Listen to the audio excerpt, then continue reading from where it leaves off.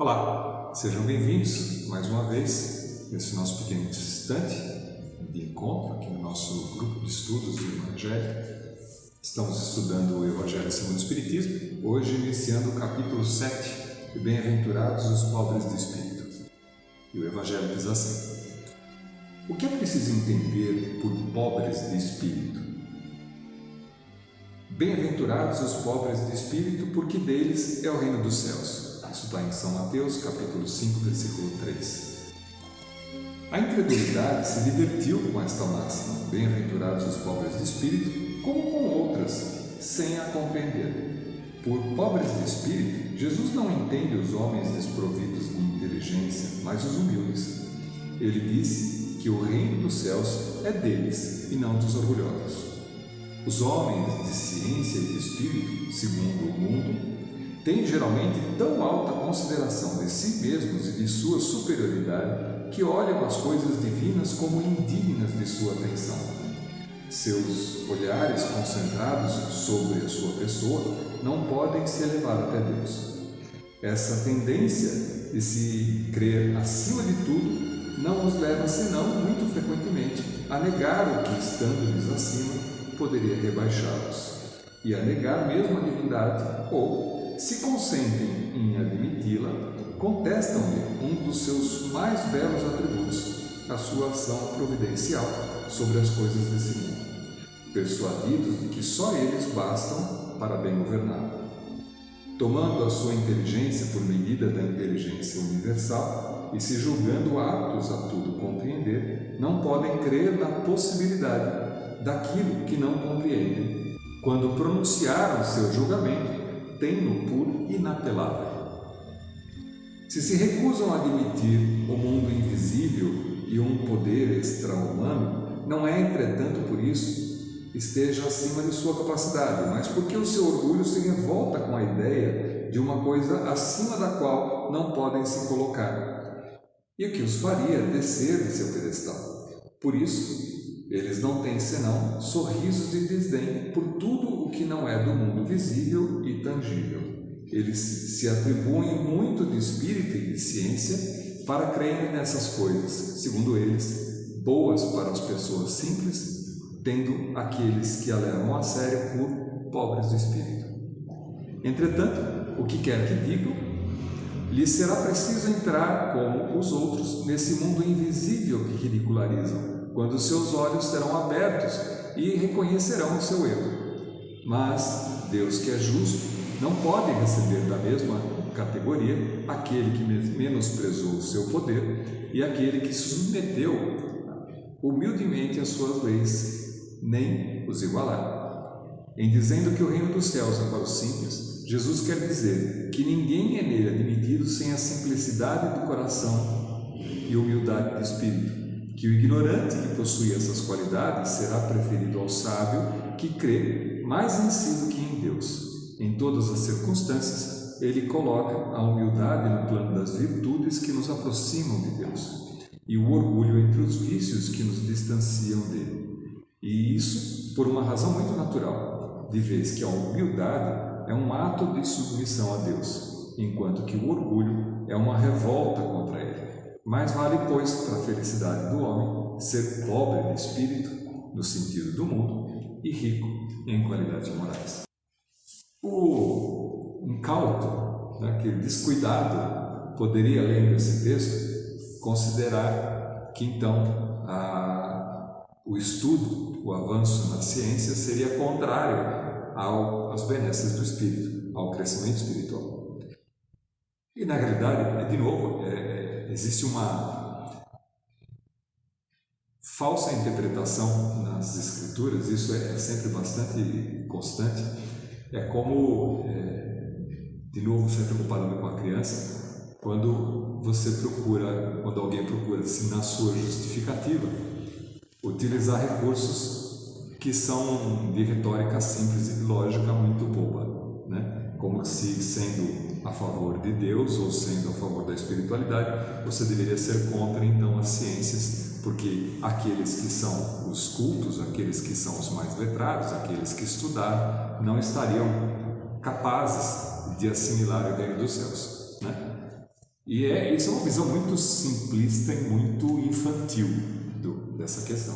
O que se questiona aqui, e o que Jesus tenta colocar, quando ele coloca bem-aventurados os pobres de espírito, é que na realidade os pobres de espírito se portam muito mais como crianças pequenas.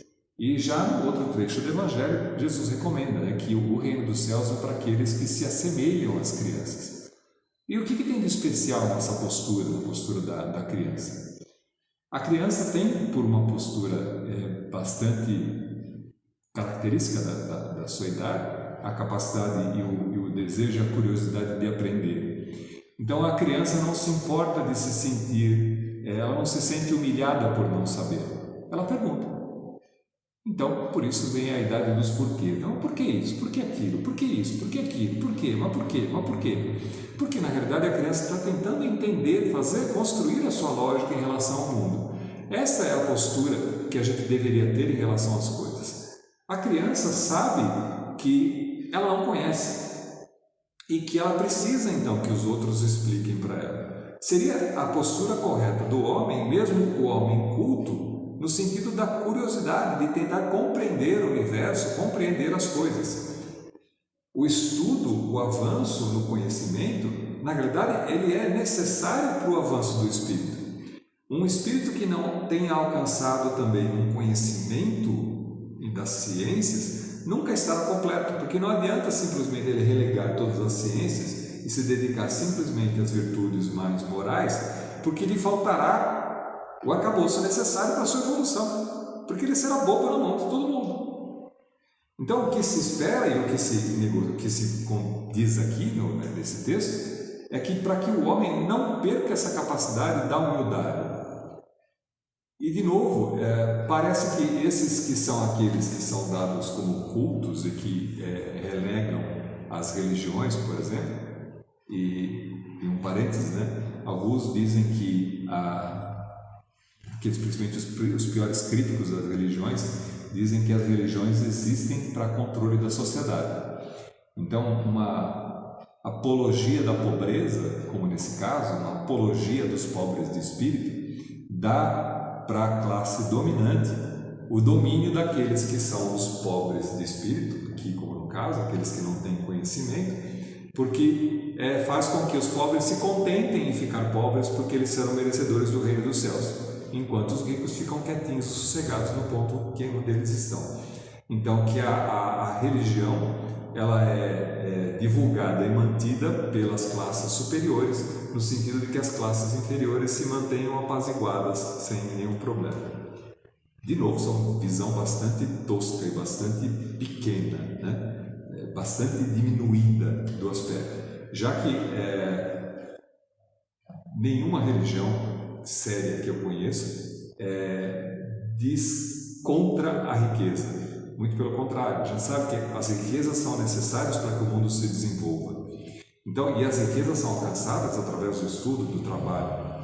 O que se julga como sendo aquilo que não é agradável a Deus ou não agradável ao nosso desenvolvimento espiritual é a utilização desses bens materiais que não seja para o desenvolvimento de todas as pessoas que estão à volta.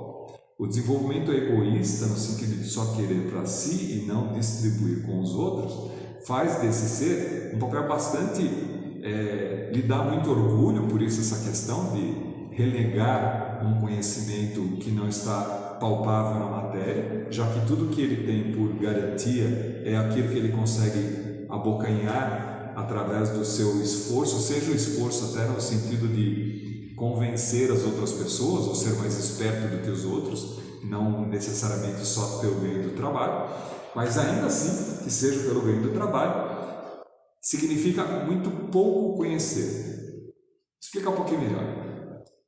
Quando uma criança é muito pequena, e ela está na idade dos porquês, ela tem uma humildade bastante grande e uma colocação muito grande de se tornar disponível a aprender aquilo que é possível.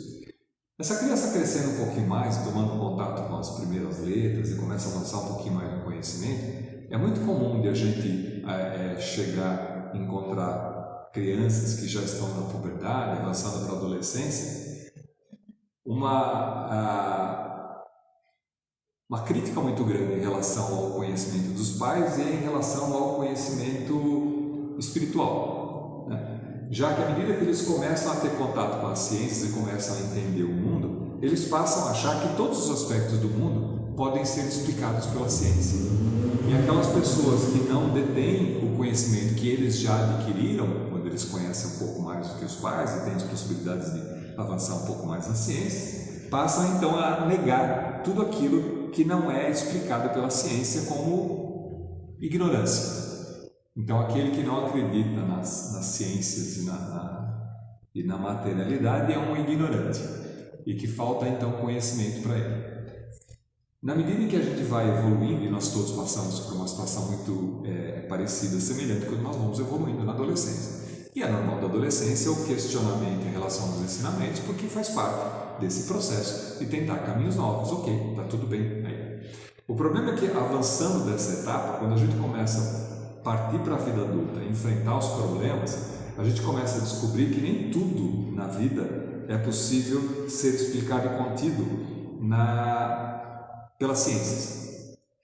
E a gente começa a encontrar uns certos esbarrões e a vida vai dando para a gente um retornar e repensar sobre as coisas que a gente fez, que vai dando uma cautela para a gente no sentido de reconhecer que existe alguma coisa além daquilo. Se a gente levar essa visão para o desenvolvimento da humanidade, a gente consegue ver que certas pessoas, que são essas que são os orgulhosos e que renegam as religiões e que têm uma postura bastante crítica em relação à evolução da espiritualidade, são na realidade essas crianças, esses adolescentes na evolução espiritual, que precisam passar por esse processo e que fatalmente passarão, porque senão nessa vida, numa outra vida, essa postura será quebrada, vamos dizer assim, pelas dificuldades, pelos problemas que esse próprio espírito encontrará. Os pobres de espírito, por outro lado, ou porque já tenham aprendido e passado por isso em encarnações passadas, ou porque têm uma postura muito mais parecida com a da criança, estão muito mais abertos a essa evolução espiritual, a reconhecer as virtudes que são as virtudes espirituais. Por isso é que o Evangelho recomenda que aqueles que estão mais próximos dessa posição estão muito mais preparados para a evolução, porque já chegaram num ponto onde reconhecem que é preciso reconhecer alguma coisa a mais. Então, a divindade, a espiritualidade, aparece nesse sentido onde a gente reconhece que tem alguma coisa a mais do que aquilo que é palpável, que pode ser explicado. Então, dá ao homem essa característica de poder continuar evoluindo, olhando para esse outro aspecto que são invisíveis, que são de virtudes, que são de relacionamento, que são de emoção, envolvem a fraternidade, porque o amor ao outro, perceber o outro sofrendo e se colocar no sentido de ajudar o outro, está muito no sentido de perceber que falta alguma coisa que não há matéria que pode dar. Então é nesse aspecto que a gente precisa entender bem o que são os pobres de espírito. Os pobres de espírito aqui no Evangelho se dá para essas pessoas que têm esse aspecto de criança, essa questão de reconhecer que não sabem, que não são capazes de lidar com todos os problemas sozinhos, que dependem sim desse intercâmbio com a divindade, com Deus, de se relacionar com Deus no sentido de perceber que sozinhos eles não conseguem resolver, que demandam e dependem de uma lei muito maior, de uma divindade que os ajude a trafegar por esse aspecto para que a gente possa ter uma vida proveitosa, profícua, que a gente possa crescer, que a gente possa evoluir, não só na materialidade, mas também na espiritualidade. E que a gente possa e reconheça que a gente depende de todo o nosso entorno. Daí o amor ao próximo, daí o conviver bem com as outras pessoas. Então é bastante importante que a gente reconheça isso para que a gente possa entender. Porque senão a gente vai cair na mesma tolice, nessa mesma visão de que pobres de espírito, então, é uma condição de regulação da sociedade para manter os pobres no lugar que eles estão, porque assim, com uma promessa de ganho futuro, você não faz com que eles se revoltem agora e tentem tirar ou roubar ou pegar a riqueza daqueles que já alcançaram um nível diferente. E tem uma historinha, essa não é nova, mas cabe bem para o tema de hoje. que diz assim: havia numa aldeia um velho muito pobre, mas até reis o invejavam, pois ele tinha um lindo cavalo branco. Reis lhe ofereciam quantias fabulosas pelo cavalo, mas o homem dizia: este cavalo não é um cavalo para mim, é uma pessoa. E como se pode vender uma pessoa, um amigo? O homem era pobre, mas jamais vendeu o cavalo. Numa manhã, descobriu que o cavalo não estava na cocheira. A aldeia inteira se reuniu e algumas pessoas lhe disseram: seu velho estúpido, sabíamos que um dia o cavalo seria roubado. Teria sido melhor vendê-lo. Que desgraça! E o velho disse então: não cheguem a tanto. Simplesmente digam que o cavalo não está na cocheira. Esse é o fato. O resto é julgamento.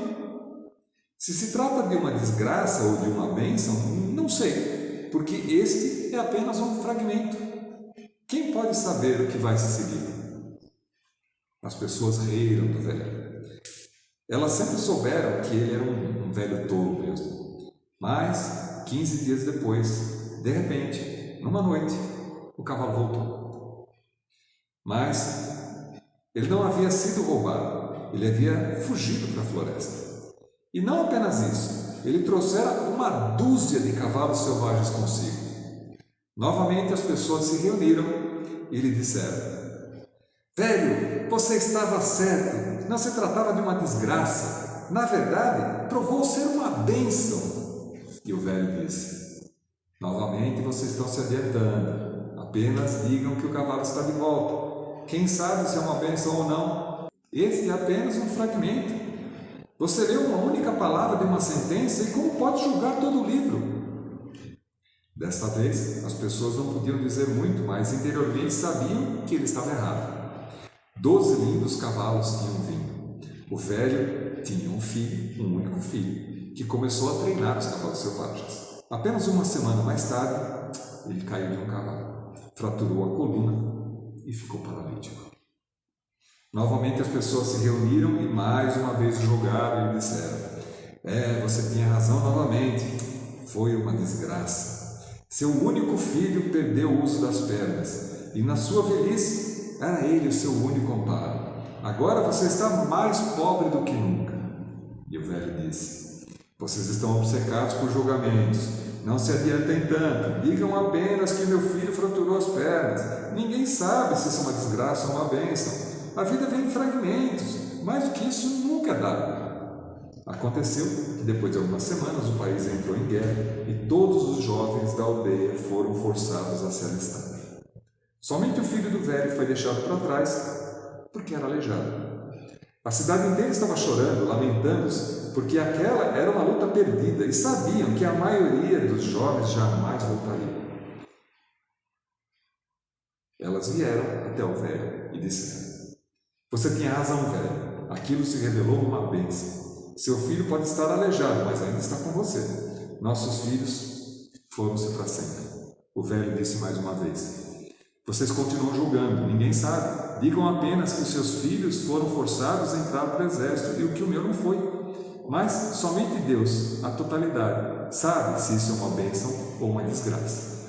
E continuou: não julguem, porque dessa maneira jamais se tornarão unidos com a totalidade. Vocês ficarão obcecados com fragmentos, pularão para as conclusões a partir das coisas pequenas. Quando alguém julga, deixa de crescer. Julgamento significa um estado mental estagnado, e a mente sempre deseja julgar, porque estar em processo é sempre arriscado e desconfortável.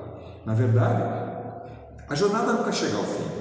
Um caminho termina, um outro começa, uma porta se fecha, outra se abre, atinge-se um pico, sempre existe um pico mais alto. Somente os que são muito corajosos, não se importando com a meta e se contentando com a jornada, satisfeitos simplesmente de viver o momento e de nele crescer, somente estes serão capazes de caminhar com a totalidade. É isso, a gente fica por aqui, até a próxima semana. Até mais!